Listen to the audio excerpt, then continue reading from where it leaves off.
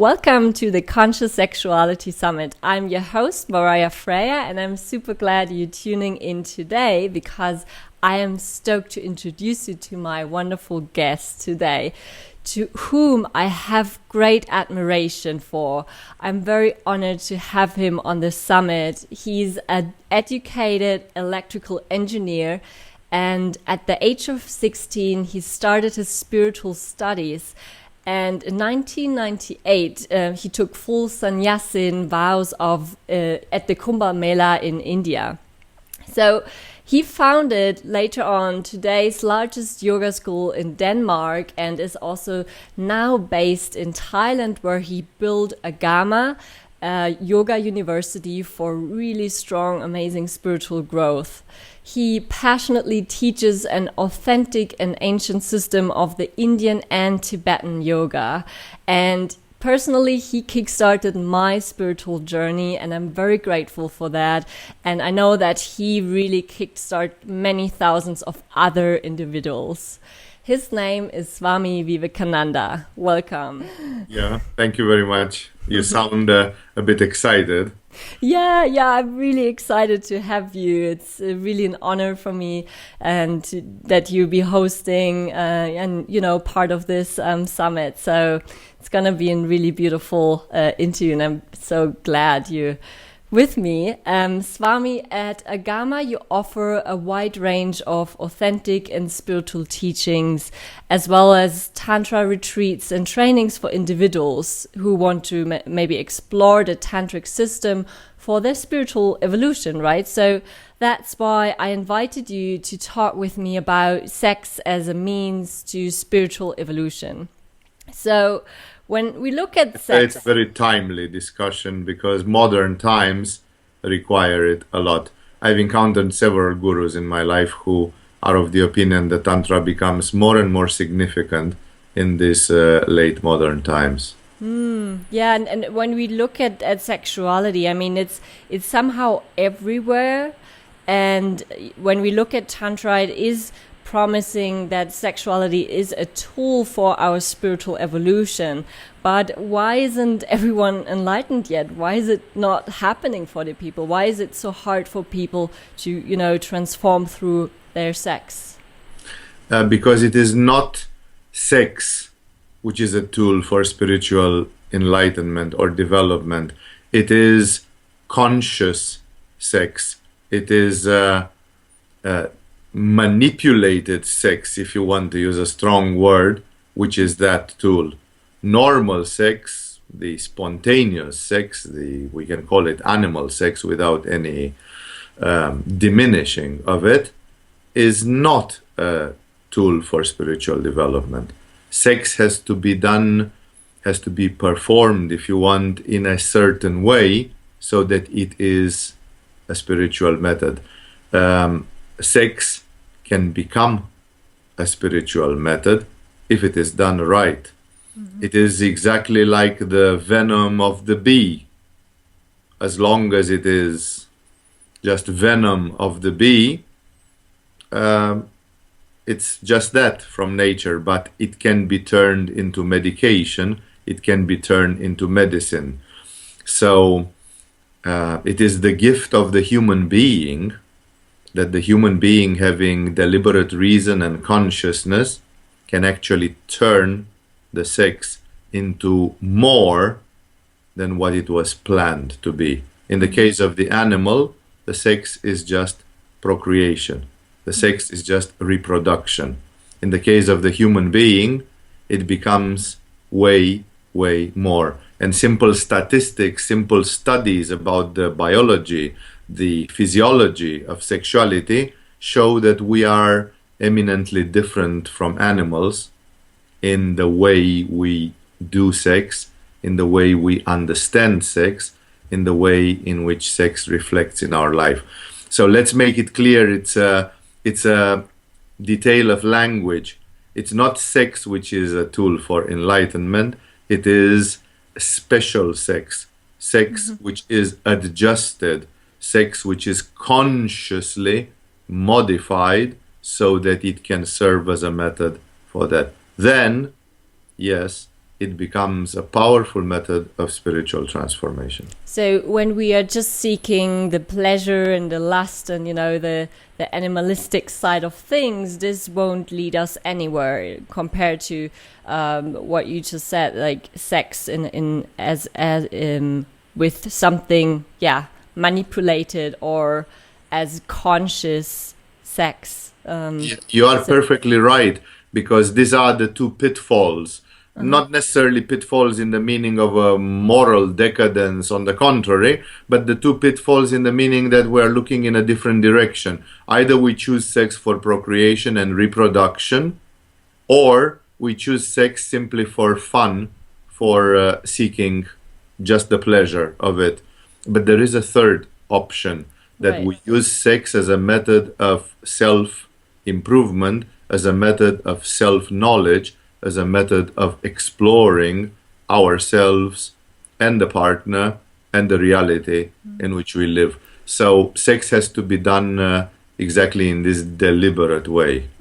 So when we look at this third aspect of sex, conscious sex or manipulated sex, why does this hold such an incredible power, such a potential for an individual and for a spiritual growth? Our Western psychologists, and I'm talking here about Freud, Jung, and the whole lineage of those, they have codified it under the Latin name libido. This name has its equivalences in the Sanskrit lore. Either we are talking about ojas as the basic energy of the human being, or we are talking about kundalini as the fundamental energy of evolution, of transformation. And sex has this powerful potential precisely because it starts at the root of things. Like a change produced at the root has huge effects further up the stem of the tree. A little deviation in the stem, in the stalk of a plant, will lead it much, much away from the original direction. Western experts in tantra have said that sex is like a magic click, that you just click a button and then major transformations can occur. That's why people can't even see it clearly before they try it out practically, because a small change in sexuality can produce a huge change in the attitude towards life, in the consciousness, in the awareness, in the attitude that we have, in our minds. Everything can change if something in the sexuality changes.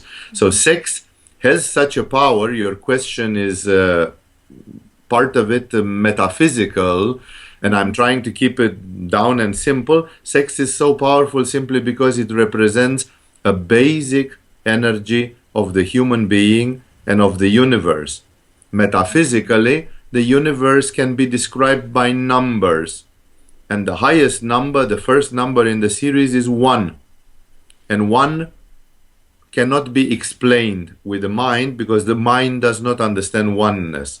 And after 1, there comes 2. And 2 is the place where the universe divides into yin and yang, and where the universe becomes what the Hindus say Shiva and Shakti. And when the universe becomes 2, the plus and the minus from electricity, or Shiva and Shakti from mythology, then the universe starts playing the game of the union between Yang and Yin, between Shiva and Shakti. So that's why the most fundamental thing which happens in the universe, in the brain, in the human being, is the union of the opposites, of the Yang and of the Yin. And that's why sex represents actually the most fundamental energy of the universe and of the human being. Even in an atom, we can say that the kernel, which is plus, and the electrons, which are minus, they are Shiva and Shakti. They make love. There is sex in a simple atom. That's why we can't go more basic than this. Touching the sexual energy is touching the most basic trigger which exists in the human being.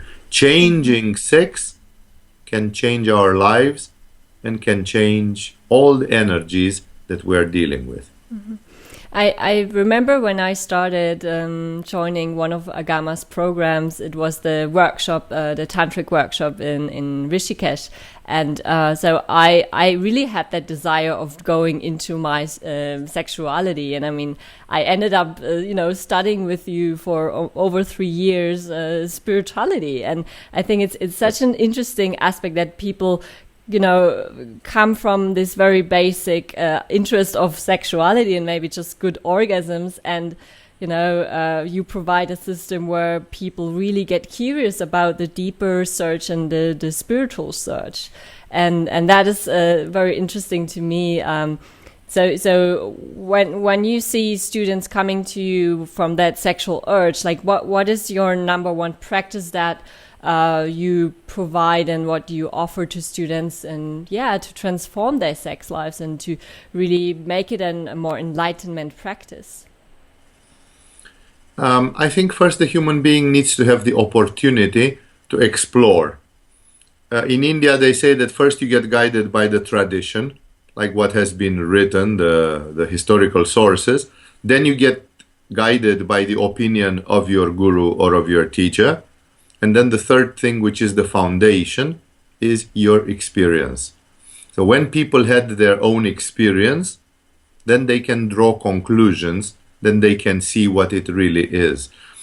I think it's very important for people to understand what conscious sex is about and how deep this rabbit hole goes.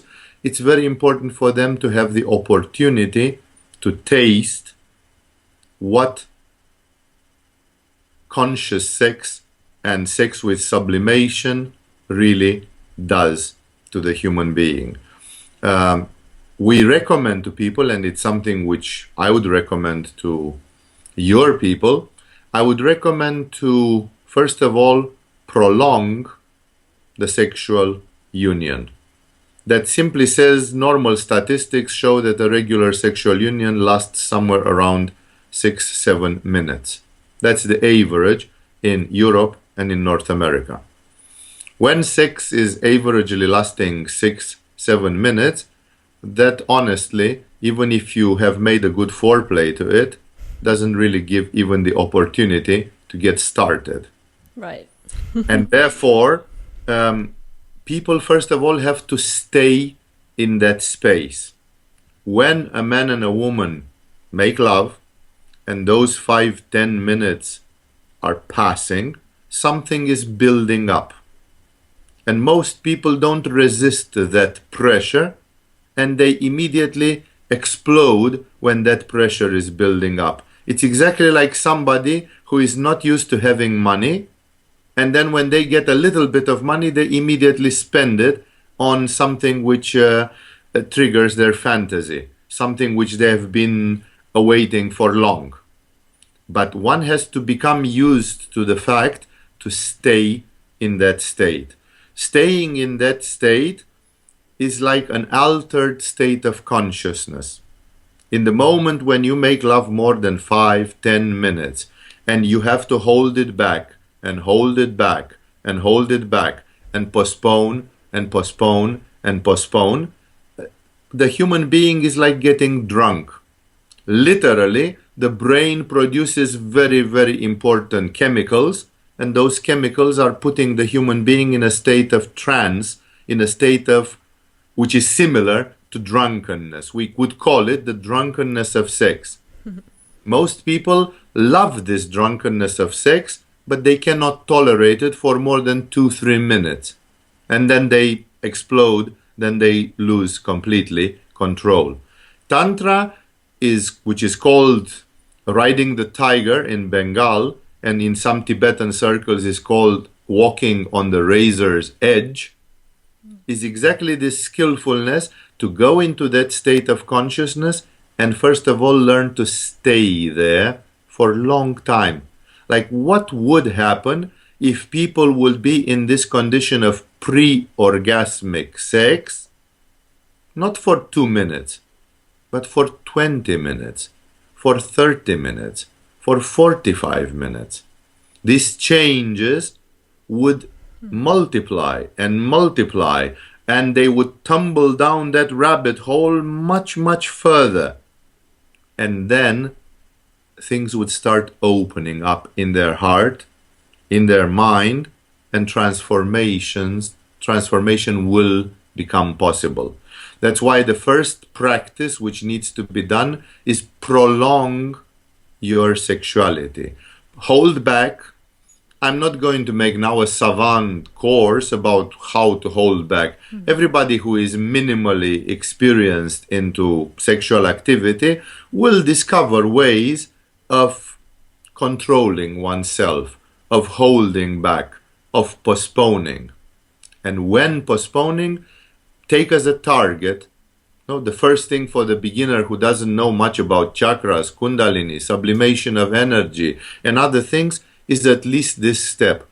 I will not lose the momentum, I will not lose the energy for, let's say, minimum 30 minutes, 45 minutes. Some people who have a huge sexual vitality might say even 60 minutes or more. And I will stay in that space and I will explore there what is happening to my psyche, what is happening to my emotions, what's happening to my feeling of love and attraction for the other person, what's happening to my perception of reality, how much do I connect to the world, how much do I connect to God if you are a religious person, how much do I connect to the universe, to life.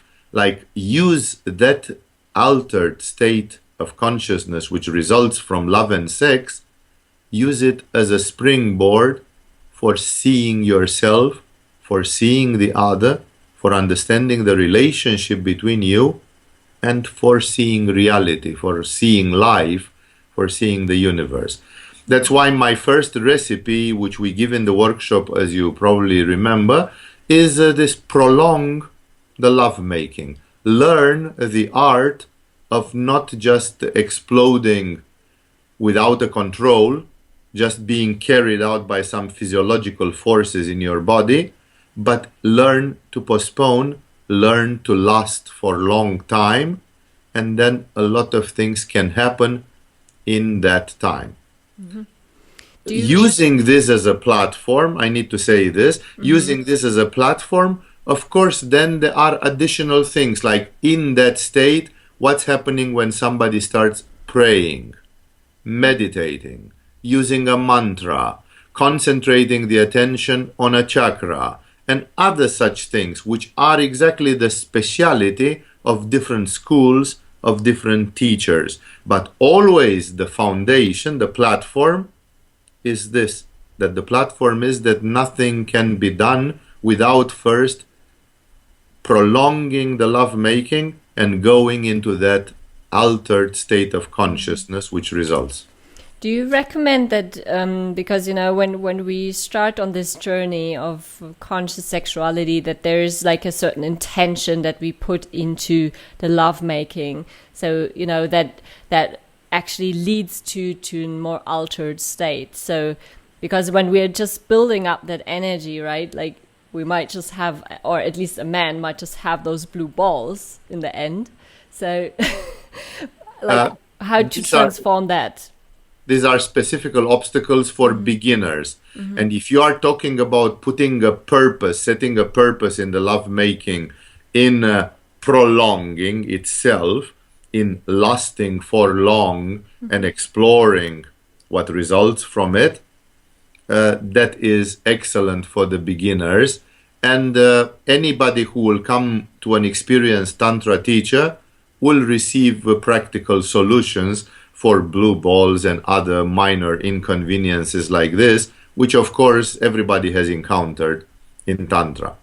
There exists a second level which is deeper, which was implied in your question, in which tantric men and tantric women, when they become experienced, they are setting purposes which are further, more advanced. Like, it is possible to program the whole lovemaking as a identification with a cosmic power, as a magic act which is supposed to bring up healing or some other benefit.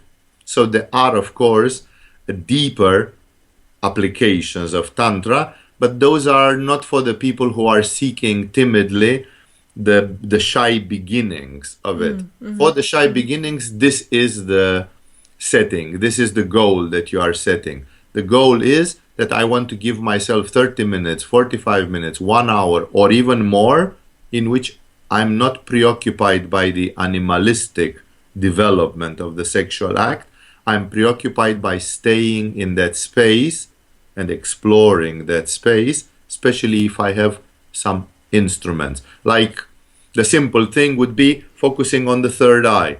I focus 4 centimeters in front of the middle of my forehead in the space here, because here there is an energy center. So I'm bringing my sexual energy. If I don't know anything else to do and I start getting bored, like 30 minutes are passing and I don't really know what to do in that space, okay, then I bring the energy here in the third eye, wave after wave after wave, with the pleasure and everything, and focusing, and then let's see what results from that. So that's, of course, one needs to take a decision before the love making that I will follow an experiment. Today, making love becomes a spiritual experiment, a spiritual practice. Yeah, I think it's very beautiful that you suggest this simple but very magical practice, because it creates that space for more, that time and that space for more. And I think that's really powerful in your teachings, that you just go so gradually and step by step, that it's really not about jumping somewhere, but like really taking that time as a beginner and then take it from there. Thank you so much, Swami, for sharing your wisdom with us. I'm really honored. This is such an amazing teachings that you offer to the world, and I can highly recommend everyone to check out agamayoga.com and their school and their teachings, and they have really beautiful, deep spiritual teachings from a really wide range of traditions. So I'm very grateful that I have been part of some of your teachings, and thanks everyone for listening in. I'm very joyful to have met you this way, and that after not seeing you for a while, to see how you grow up, how you develop, how you evolve. Swami. It's always a joy. Thank you, Swami. So everyone is interested in Swami's teaching and Agama teachings, make sure to sign up below this video for a free lecture of Swami that'll boost your spiritual journey and will give you more insights on Agama's teaching. And this was the Conscious Sexuality Summit with Mariah Freya as your host, and see you next time. Thank you. Thank you, Swami.